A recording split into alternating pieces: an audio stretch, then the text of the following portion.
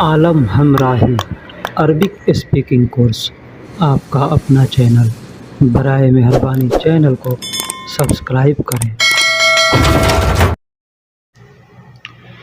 दोस्तों, इस वीडियो में मैं जो लोग घर खाते में काम करते हैं यानी ड्राइवर है या हारिस हैं, हारिस मतलब हाउस बॉय जो होते हैं जिनका गाड़ी चलाना काम नहीं होता है या माजरा वगैरह में काम करते हैं, तो उनके लिए कुछ इम्पोर्टेंट अल्फाज हम इस वीडियो के अंदर लाए हैं और उसके लिए कुछ जुमले बना करके लाए हैं।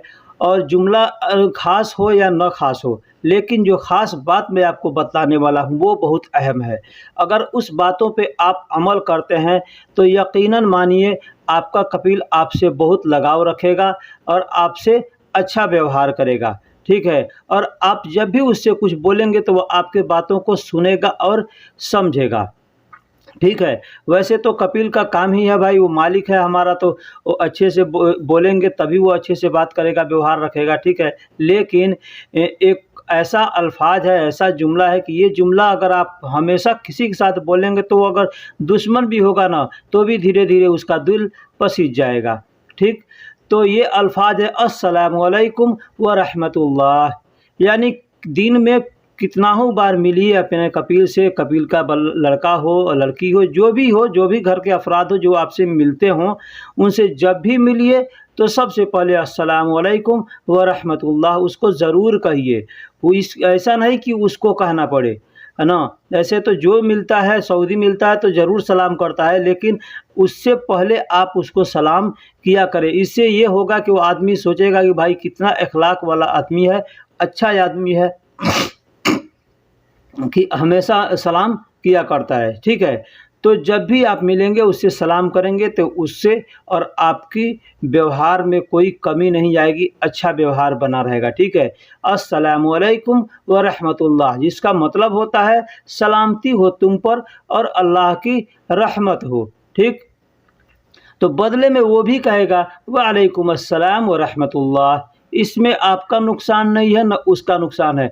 आप मिले, उसको दुआएं दिए, वो भी बदले में आपको दुआएं दिया, ठीक है। फ़ायदा क्या होगा आपको? जो नेकियां जो अल्लाह ने मुतय्यन कर रखी है वो तो मिलेगा ही, लेकिन उस नेकियों के बदले से आपको बहुत अच्छा फ़ील करेंगे और उसका और आपका व्यवहार बहुत अच्छा बना रहेगा, ठीक है। तो ये एक अहम समझिए कि एक एक अच्छा बात है, अच्छा अल्फाज है। इससे आपके और कफ़ील के अंदर व्यवहार अच्छा बना रहेगा। कफ़ील ही नहीं, किसी से भी आप अगर ऐसा करेंगे तो व्यवहार अच्छा बना रहेगा, ठीक है। तो वालेकुम अस्सलाम व रहमतुल्लाह व बरकातहू भी कह सकते हैं, या सिर्फ़ वालेकुम अस्सलाम कह सकते हैं, या वालेकुम अस्सलाम व रहमतुल्लाह कह सकते हैं, या अस्सलामु अलैकुम कह सकते हैं, या अस्सलामु अलैकुम व रहमतुल्लाह कह सकते हैं, या पूरा का पूरा आप कह सकते हैं, ठीक। और उसके बाद से जो अल्फाज है वो तुरंत पूछिए। अस्सलामु अलैकुम व रहमतुल्लाह कहने के बाद आप पूछिए कैफ़ हालुकुम, कैफ़ हालुकुम या कैफ़ हालिक। इस तरह से आप कह सकते हैं, कैफ़ हालुकुम भी कह सकते हैं, या कैफ़ हालिक भी कह सकते हैं, या कैफ़ हालुका कह सकते हैं, या कैफ़ल हाल कह सकते हैं। जो भी आपके दिमाग में आ जाए इस तरह के अल्फाज उसको आप बोल सकते हैं, ठीक है। कैफ़ हालुकुम बोलिएगा तो भी वही मतलब होगा, कैफ़ हालिक बोलिएगा तो भी वही मतलब होगा, कैफ़ल हाल बोलिएगा तो भी वही मतलब होगा, यानी आपके हाल कैसे हैं। लेकिन इसके साथ में तुरंत एक अल्फाज मिलाया जाता है, कैफ़ हालुकुम या हबीबी, कोइस, कोइस, यानी कैसे हाल हैं, अच्छा है, कैसे हाल हैं, अच्छा है। इस तरह से तुरंत आदमी कहता है ना तो ये अच्छा लगता है। कैफ़ हालुकुम या हबीबी, कोइस, कोइस, यानी हाल आपके कैसे हैं, अच्छा है, अच्छा है। इस तरह से हम कह सकते हैं। तो वो भी बदले में क्या कहेगा? तुरंत कहेगा कोइस, वो भी आदमी कहेगा कोइस, ठीक है। या कह सकता है कि वो भी तुरंत फिर आपसे पूछ सकता है वइन तक फ़ालुकुम, वइन तक फ़ालुकुम, ठीक है। तो मतलब कोइस तो आप कह सकते हैं कोइस बाबा, कोइस, ठीक। और एक और अल्फाज ये जुमला देख लीजिए कि कपिल के घर का कोई भी अफराद मिलता है, ठीक है, तो वो जिस लायक है उस लायक के उसके हिसाब से आप उसको बोलेंगे तो और अच्छा होगा। जैसे कि कफ़ील मिला तो कफ़ील को बाबा भी कह सकते हैं या हबीबी भी कह सकते हैं। आप जहाँ पे अगर बाबा का चलन है तो बाबा बोलिए, हबीबी का चलन है तो हबीबी बोलिए। घर की बीवी भी मिलती है उसके या लड़कियां मिलती है तो अगर मैडम का चलन है तो मैडम बोल सकते हैं या उखुत बोल सकते हैं, उखुत बोल सकते हैं। उखुत का मतलब बहन होता है, ठीक है। तो अगर बोलेंगे तो उनके मन में भी होगा, देखो कितना अच्छा व्यवहारी आदमी है, कितना अच्छे से बात करता है, ठीक है। भाई उसका लड़का है तो उसको अगर आपके भाई के बराबर है तो आप उसको अखू बोल सकते हैं या हबीबी भी बोल सकते हैं। तो इन अल्फाजों का ध्यान रख करके आप बात कीजिए, ठीक। अब कुछ अल्फाज मैं आपको बताने वाला हूँ जो जो घर के खातों से या खेतों से रिलेटेड हैं, जैसे कि पेड़, खेत, डालना, रखना, ठीक है। तो खेत को अरबी में मजरा कहते हैं, खेत को अरबी में मजरा कहते हैं, मजरा, मजरा यानी खेत, खेत को अरबी में मजरा कहते हैं। लेकिन मजरा सिर्फ खेत को नहीं कहते, मजरा में बहुत से काम आते हैं, जैसे खेती का काम करना है, खजूर का काम करना है या मुर्गा मुर्गी का काम है, बकरी का काम है, ये सब माजरा में आते हैं, ठीक है। लेकिन खेत को माजरा भी कहते हैं। और दूसरा अल्फाज है खेत को हुकूल, हुकूल का मतलब भी खेत होता है। पेड़ को सजर कहते हैं, पेड़ को सजर कहते हैं। और डालने को रकीब कहते हैं, डालने को रकीब कहते हैं। और रखने को यसब कहते हैं, ठीक है। डालने को रकीब भी कहते हैं और रकीब भी कहते हैं, है ना। डालने को और रखने को दोनों को रकीब कहते हैं और यसब भी कहते हैं रखने को, ठीक है। घर को बेत कहते हैं, घर को बेत कहते हैं या मंजिल कहते हैं, घर को बेत कहते हैं या मंजिल भी कहते हैं। रूम को गुरफा कहते हैं, रूम को गुरफा कहते हैं। और हाल को, हाल जो होता है ना, बड़ा हाल होता है, उसको सालेह कहते हैं। तो ये सालेह किसको कहते हैं मैं आपको थोड़ा समझा देता हूँ, है ना। एक बड़ा कमरा होता है, बड़ा रूम होता है, उस रूम में फर्श वगैरह बिछा होता है, उसके ऊपर अलग से कुर्सियाँ भी होती हैं या गद्दे लगे होते हैं, टीवियाँ लगी होती हैं। लोग आते हैं उसमें बैठ कर के टाइम पास करते हैं, 5 आदमी 10 आदमी। तो बड़ा हाल होता है, उसको सालेह कहते हैं। और जो फर्श पे बिछा होता है उसको सिजाद कहते हैं, हम लोग कालीन कहते हैं तो उसको सिजाद कहते हैं, अरबी में सिजाद कहते हैं। यानी घर को मंजिल कहते हैं या बेत कहते हैं, रूम को गुरफा कहते हैं और हाल को सालेह कहते हैं, हाल को सालेह कहते हैं। और फर्श को सिजाद कहते हैं, जो ज़मीन पे कालीन बिछा हुआ है उसको सिजाद कहते हैं, या फर्श भी कहेंगे तो भी चलेगा। फर्श का मतलब भी होता है कालीन, ठीक है। तो ज़मीन को भी, ज़मीन जो है ना उसको फर्श कहते हैं। अब छत जो है घर का, तो छत को सतह कहते हैं, लेकिन ज़मीन जो निचला हिस्सा है, ऊपर वाले हिस्से को सतह कहते हैं और निचले वाले हिस्से को फर्श कहते हैं, उसको सिजाद भी कहते हैं, ठीक है, सिजाद। अब यहाँ कुछ ज़रूरी बात है, जैसे आपका कफ़ील आपको कभी अगर बुलाएगा तो वो क्या कहेगा, कैसे कहेगा, वो यही कहेगा मोहम्मद ताल। जैसे कि आपका जो भी नाम है, यहाँ पे अगर नाम मालूम होता है फिर भी लोग मोहम्मद मोहम्मद कहते हैं, ठीक है। कोई भी नाम होगा आपको मोहम्मद कहेगा।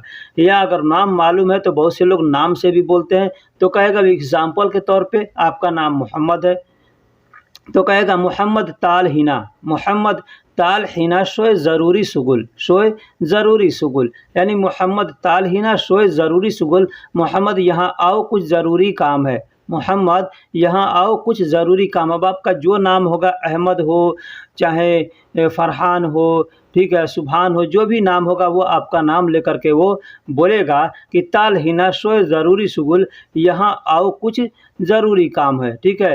हिना के जगह पे वो हिनाक भी कह सकता है, ठीक है। हिनाक का मतलब ये होता है यहाँ आओ, ठीक है। हिनाक का मतलब ये होता है यहाँ या इधर, ठीक। तो आप कहेंगे अब वहाँ पे जो चलन चलता होगा, हबीबी का चलन चलता होगा या बाबा का चलन चलता होगा। हम जिस क्षेत्र में रहते हैं यहाँ बाबा नहीं कहते, यहाँ पे हबीबी कहते हैं, ठीक है।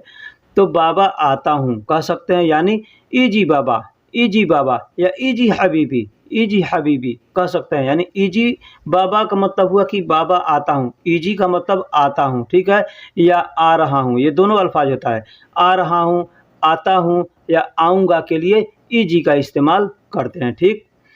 तुम जल्दी खेत में जाओ, तो आप उसके पास जाएंगे जब, तो वो क्या कहेगा। एग्जाम्पल के तौर पे बहुत से काम है, लेकिन एक काम मैं बता रहा हूँ पहले। इन तरो अलहीन मजरा, इन तरो अलहीन मजरा, कहेगा तुम जल्दी खेत में जाओ या तुम खेत में जाओ, ठीक है। या कह सकता है इन तरोह सूरा अलहीन मजरा, यानी तुम जल्दी खेत में जाओ, या इन तरोह यल्ला, ठीक, इस तरह से भी कह सकते हैं यानी जल्दी आओ। तो सूरा का मतलब होता है जल्दी, ठीक है। अलहीन, इन तरोह अलहीन मजरा, इन तरोह या अलहीन आगे पीछे भी कर सकता है, ठीक है। जैसे अलहीन इन तरोह मजरा, ठीक है, मजरा अलहीन इन तरोह, इस तरह से भी कह सकता है, ठीक। तो बस आपको समझने की देरी है। तो इसलिए मैं कहता हूँ कि छोटे छोटे अल्फाजों को अगर याद करेंगे तो कोई भी अल्फाज, कोई भी जुमला आपको समझने में टाइम नहीं लगेगा। सिर्फ जुमला याद करने से कुछ नहीं होगा, ठीक। या आपसे और कहेगा कि और सभी पौधों में जाकर पानी डाल दो। सभी पौधों में, जो भी खेत में या मजरा में पौधे हैं, जो भी चीज़ का पौधा हो, चाहे सब्जी का पौधा हो या कोई खजूर का पौधा हो, कोई भी चीज़ का हो, तो अगर कह दिया कि जाओ सभी पौधों में पानी डाल दो, है ना, तो क्या कहेगा? वह कुल्लु सजर फी मोया रकीब, मोया रकीब इस तरह से भी कर सकता है, या कुल्लु सजर फी मोया यासीब, इस तरह से यह सब को भी कह सकता है। कुल्लु सजर फी मोया यह सब, यानी सभी पौधों में पानी डाल दो, ठीक। रकीब का मतलब डालना होता है या रखना होता है। रखने के लिए भी इस्तेमाल करते हैं रकीब को, और डालने के लिए भी इस्तेमाल करते हैं रकीब को। कुल्लु का मतलब सब होता है, और सजर का मतलब पेड़ पौधा होता है। सजर का मतलब पेड़ पौधा, फी मोया यानी पानी डाल दो, रकीब यानी डाल दो, फी मोया पानी डाल दो यानी सजर में यानी पौधों में, ठीक। कुल्लु सजर फी मोया रकीब यानी कुल सारे पौधों में पानी डाल दो, इस तरह से भी कह सकता है। या उसका दूसरा काम होगा तो कह सकता है मेरी गाड़ी को अच्छे से अंदर से धो देना, ठीक, अच्छे से अंदर से धो देना या बाहर से धो देना, जहाँ से धोना होगा वो भी गाड़ी धोने के लिए बुला सकता है, कह सकता है। तो क्या कहेगा? सय्यारती जुआ मिन कोइस गसील, सय्यारती जुआ, सय्यारतिल जुआ, सय्यारती जुआ मिन मतलब गाड़ी को अंदर से, सय्यारती का मतलब मेरी गाड़ी, जुआ का मतलब अंदर होता है, मिन मतलब से, कोइस गसील यानी अच्छे से धोना, अच्छे से धोना। तो कहेगा सय्यारती जुआ मिन कोइस गसील यानी गाड़ी को अंदर से अच्छे से धोना, या कह सकता है सय्यारती कोइस गसील यानी गाड़ी को अच्छे से धोना, इस तरह से भी कह सकता है। या कहेगा कि सय्यारती सय्यारा गसील, है ना, इन तरोह सय्यारा गसील, इस तरह से भी कह सकता है इन तरोह सय्यारा गसील यानी तुम जाओ गाड़ी को धो दो, ठीक है। तो इस सभी जुमलों को, सभी अल्फाजों को आप ध्यान से याद कीजिए, इंशाअल्लाह बहुत फ़ायदा होगा। मेरे घर को धो दो या कह सकता है मेरे घर को धो दो, घर को धो दो या रूम को धो दो, जो भी चीज़ होगा, जो भी काम, ये तो सब काम में आता ना, जो घर में काम करते हैं उनके लिए सारा काम है। घर धोना या कपड़े धुलवाना या गाड़ियाँ धोना, खेतों में पानी डालना, पौधों में पानी डालना, ये सब उनका काम होता है, ठीक है। तो वो कुछ भी कह सकता है करने के लिए। एग्ज़ाम्पल के तौर पे कह दिया कि आप मेरा घर धो दो, तो कहेगा अना बेत गसील, अना बेत गसील यानी मेरे घर को धो दो। या कहेगा घर को धो दो तो बेत गसील कह सकता है, कोई ज़रूरी नहीं है कि हर काम में अना लगाएगा, ठीक। वो कह सकता है बेत गसील यानी घर को दे दो, बेत गुरफा यानी रूम को धो दो, हाँ, गसील सैयारा, गसील सैयारा यानी गाड़ी को धो दो। हाँ, कपड़ा धुलवाना होगा तो कहेगा गसील मलाबिस, हाँ, यानी कपड़ा धुलवाने ले जाओ, कपड़ा धुलवाने जाओ, इस तरह से भी कह सकता है। हाँ, अना गुरफा तैयब गसील यानी मेरे रूम को अच्छे से धोना, मेरे रूम को अच्छे से धोना। हाँ, यहाँ पे तो रूम नहीं धोया जाता, लेकिन हाँ कुछ जो होता है जहाँ पे जैसे फर्श नहीं बिछा हुआ है, जैसे कालीन नहीं बिछा हुआ है जिस कमरे में, उस घर को लोग धोते हैं या धुलवाते हैं, ठीक है। या ये कालीन वाला भी, कालीन भी जब धोने के लिए ले जाते हैं समकशाला में, तो उस पर नीचे का खाली होता है तो वो भी धुलवाते हैं। तो कह सकता है कि मेरे रूम को अच्छे से धो दो या ले करके जाओ ये कालीन को धुलवा दो। तो कालीन को अरबी में सिजाद कहते हैं। तो कहेगा रोह सिजाद गसील, रोह सिजाद गसील यानी कारपेट को ले जाओ धुलवा दो या कालीन को ले जाओ धुलवा दो, ये भी कह सकता है, ठीक है। या अना गुरफा तैयब गसील या अना गुरफा गसील, इस तरह से कह सकता है कि मेरे घर को धो दो, मेरे रूम को धो दो, ठीक है। तो सब बातों को, सब जुमलों को आपको ध्यान देना होगा, सारे अल्फाजों को याद करना होगा, समझना होगा, ठीक है। या कह सकता है पहले घर की सफाई करो, कोई भी काम कहेगा या कोई भी काम कर सकते, बात कह सकता है, कहेगा पहले घर की सफाई करो, तो अरबी में क्या कहेगा? अव्वल नदफ़ यानी पहले सफाई सौवी बेत मंजिल करो घर की। सौवी बेत कह सकता है या मंजिल भी कह सकता है।